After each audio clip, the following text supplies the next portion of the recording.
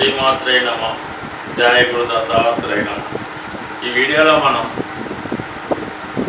September 1వ తారీఖు నుంచి 30వ తారీఖు మధ్యలో జరగబోయే మాస ఫలితాలు కుంభరాశి వారికి ఏ విధంగా ఉండబోతున్నాయి అని పరిశీలించినప్పుడు, మరి ఈ నెల కుంభరాశి వారి యొక్క గ్రహస్థితి పరిశీలించినప్పుడు రాశి అందే శని వక్ర గమనంలో, ద్వితీయ స్థానంలో రాహు, చతుర్థంలో గురువు, పంచమంలో కుజ, సప్తమంలో రవి బుధులు, అష్టమంలో శుక్రుడు. సో ఈ గ్రహస్థితి పరిశీలించినప్పుడు కొంతవరకు కొంతమందికి చాలా లాభసాటిగా ఉండే అవకాశం ఉంది.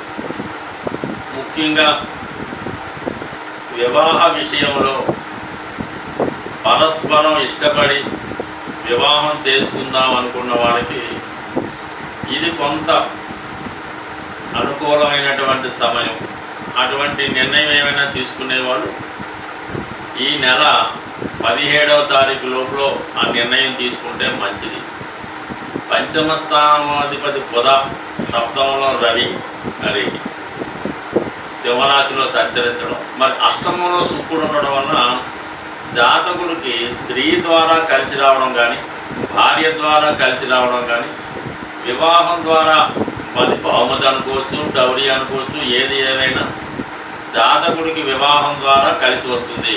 అది స్త్రీ అయితే భర్త ద్వారా, మగవారైతే భార్య ద్వారా కలిసి వచ్చే అవకాశం ఉంది. ఈ అంశం మాత్రం చాలా అనుకూలంగా ఉంది. మరి చతుర్థ స్థానంలో గురుగ్రహ సంచారం పరిశీలించినప్పుడు ఇది ఒక విధంగా జాతకుడికి సొంత గృహయోగాన్ని కలిగిస్తూ ఉంటుంది. 4వ స్థానంలో గురువు లాభాధిపతిగా, ధనాధిపతిగా ఉన్నాడు. అంటే జాతకుడు తను సంపాదించిన ధనంతో, గతంలో తాను దాచుకున్న ధనంతో ఒకేసారిగా ఇన్వెస్ట్ చేసి ఒక సొంత గృహంని కొనుక్కునే అవకాశం ఉంది, లేదా నిర్మాణం కూడా చేసుకోవచ్చు. అయితే ఏంటంటే గత కొంతకాలంగా జాతకుడు గతంలో ఎవరికన్నా వారి కుటుంబ సభ్యులకో వేరే ఎక్కడో ధనాన్ని ఇన్వెస్ట్ చేసి ఉంటే అది చాలా కాలం ఇంకా ధనం మనకి రాదు, తిరిగి రాదు అనుకున్నటువంటి సమయంలో అనూహ్యంగా మీకు కొంత ఊహించినంత ధనం రావడం వల్ల ఇది ఈ సమయంలో మీరు మిగతా అవసరాలు పక్కన పెట్టి ఏదైనా ఇటువంటి ఇన్వెస్ట్మెంట్ చేసుకుంటే అది మీకు జీవితాంతం కలిసి వచ్చే అవకాశం ఉంది. కాబట్టి ఆ విధంగా ఇన్వెస్ట్ చేయండి. లేదా మీరు కొంత ధనం మీరు పెట్టి కొంత ధనం రుణం ద్వారా తీసుకోవడం వల్ల జాతకుడికి నూతన గృహ ప్రవేశం జరిగే అవకాశం ఉంది. ఇవన్నీ కుదరని వాడికి జాతకుడు వేరే ఊరు ట్రాన్స్ఫర్ అవ్వడం వల్ల అక్కడ ఏదో కొత్తగా నిర్మించినటువంటి గృహం అద్దెకి తీసుకొని అందులో అయినా వెళ్ళే అవకాశం ఉన్నది. అలాగే గృహంలో ఏదో ఒక శుభకార్యం జరిగే అవకాశం ఉన్నది. అది వివాహమా, నిశ్చితార్థమా, సత్యనారాయణ వ్రతమా అన్నది కంపల్సరీగా ఈ సమయంలో మీరు నిర్వహించే అవకాశం ఉన్నది. అలాగే ఉద్యోగ సంబంధించిన విషయాల్లో తప్పనిసరిగా జాతకుడు ఉద్యోగం మారవలసి ఉంటుంది. అలాగే జాతకుడు ఏదైనా చిన్న చితక స్వతంత్ర వృత్తిలో కానీ, వ్యాపారంలో కానీ ఉంటే మరి ముఖ్యంగా ఈ ఉద్యోగం కానివారు కంపల్సరిగా ప్రస్తుతం చేస్తున్నటువంటి వృత్తి ఇంకా కంప్లీట్గా వదిలివేయవలసి ఉంటుంది. వ్యాపారం అయితే వ్యాపారం, స్వతంత్ర వృత్తి అయితే వదిలివేసి వేరే చోట ఇంకా ఇప్పుడు ఉన్నటువంటి ప్రాంతం కన్నా ఇంకా అభివృద్ధి చెందిన ప్రాంతంలోకి మైగ్రేట్ అయ్యి అక్కడ కొత్తగా మీరు మీ యొక్క జీవనోపాధిని ప్రారంభించవలసి ఉంటుంది. అది చాలా సందర్భాల్లో ఒకరికి అసిస్టెంట్గాను, ఒక మీడియేటర్గాను, ఒకరికి ప్రతినిధిగాను మీరు అక్కడ ఉండి వర్క్ చేయవలసి ఉంటుంది. అది కొంతవరకు మీరు మారిన తర్వాత లాభసాటిగా ఉండే అవకాశం ఉంది. కంపల్సరీగా మీరు ప్రస్తుతం మీ కుటుంబానికి దూరంగా విధులు నిర్వహించవలసి ఉంటుంది. సో ఇది ఒక విధంగా పక్కన పెడితే మెయిన్గా మీ కుటుంబ సంబంధించిన విషయాల్లో వారి యొక్క ప్రవర్తన మీకు చాలా ఇబ్బంది పెట్టే అవకాశంగా ఉంది. కుటుంబ సంబంధించిన విషయాల్లో ఇతరుల జోక్యం వల్ల మీరు కొంత ఇబ్బంది పడతారు. కుటుంబ సభ్యుల మధ్య ఏకీభావం లేకపోవడం, ఒకరికి సరైనటువంటి కరస్పాండింగ్ లేకపోవడం వల్ల ఎవరి ఇష్టం వచ్చినట్టు వాళ్ళు ప్రవర్తించే అవకాశం ఉంది. దానికి మీ యొక్క ఆర్థిక పరిస్థితి వల్ల అయితేనే, ఇతర కారణాలు అయితే మీ కుటుంబాన్ని మీరు కంట్రోల్లో పెట్టలేకపోతూ ఉంటారు. ఇది కొంతవరకు ఇబ్బంది ఉంటుంది. వ్యక్తిగతంగా మీ కుటుంబంలోనే మీకు సరైనటువంటి గౌరవం లేకపోవడం, చేసినటువంటి నష్టానికి, ప్రస్తుతం జరుగుతున్నటువంటి స్థితికి మీరే కారణమని మీ మీద నిందలు వేయడం వల్ల మీరు కేవలం ఏకాకిగా మిగిలే అవకాశం ఉంది. కాబట్టి సాధ్యమైనంత వరకు కొంతకాలం పాటు ఈ ఒంటరి పోరాటం, సపోర్ట్ లేని జీవితం గడపవలసి ఉంటుంది. అయితే ఈ సమయంలో మీకు మరి ఏదన్నా గతంలో మీరు పోగొట్టుకున్నటువంటి ఉద్యోగం కానీ, లేదంటే ఏదైనా నామినేటెడ్ పదవి కానీ, లేదంటే మీకు ఏదన్నా వారసత్వంగా పెద్దవారి ద్వారా రావాల్సి ఉంటే, అది ఏదన్నా ఒక సంస్థలో కానీ, ఆధ్యాత్మిక సంస్థలో, ఎంటర్టైన్మెంట్ వాటిలో రావాల్సి ఉంటే ఖచ్చితంగా ఈ సమయంలో మీకు రావడం వల్ల కొంతవరకు మీకు అది అధిక శ్రమ అయినప్పుడు కూడా కొంతవరకు మీరు జీవితంలో కొంత బిజీ అయి చిన్న చిన్న కుటుంబ సమస్యలు కానీ, ఆర్థిక సమస్యలు కానీ తప్పకుండా దాన్ని పరిష్కరించే అవకాశాలు ఉన్నాయి. బట్ ఏదైనప్పుడు కూడా అదృష్టం చాలా దగ్గరికి వచ్చి చేజారినట్టు ఉంటుంది. మీ వల్ల ఈ సమయంలో ఇతరుల కార్యక్రమాలు జరుగుతూ ఉంటాయి. ఇతరులకి మీరు ఏదైనా పని చేసి పట్టగలరు, వారి సమస్యను మీరు సంపూర్ణంగా సాల్వ్ను చేయగలరు. కానీ మీ దగ్గర రాబోతులకి ఏ విషయం కూడా సాల్వ్ అవ్వదు. అలాగే మీ యొక్క ధనం కూడా చాలా వృధా అవుతుంటుంది.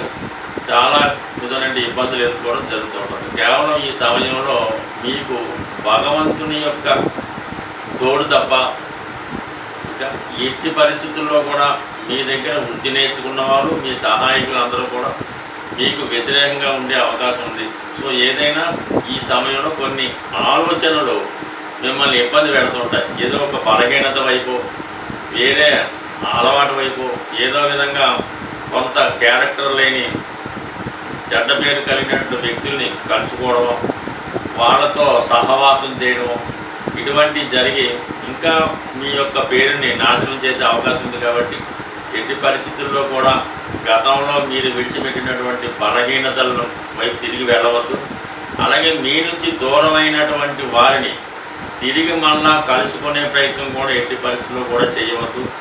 ఎంతసేపు కూడా ఈ సమయంలో మీకు మీ నుంచి ఆశించేవాళ్ళు, మీ సొమ్ము తినేవాళ్ళే మీ చుట్టూ చేరతారు తప్ప ప్రస్తుతం ఉన్నటువంటి ఇబ్బందుల్లో మీకు సహకారం చేద్దాం, మిమ్మల్ని ఆదుకుందాం అని మాత్రం ఈ సమయంలో ఎవరు వచ్చే అవకాశం లేదు. కాబట్టి చాలా జాగ్రత్తగా వ్యవహరించండి.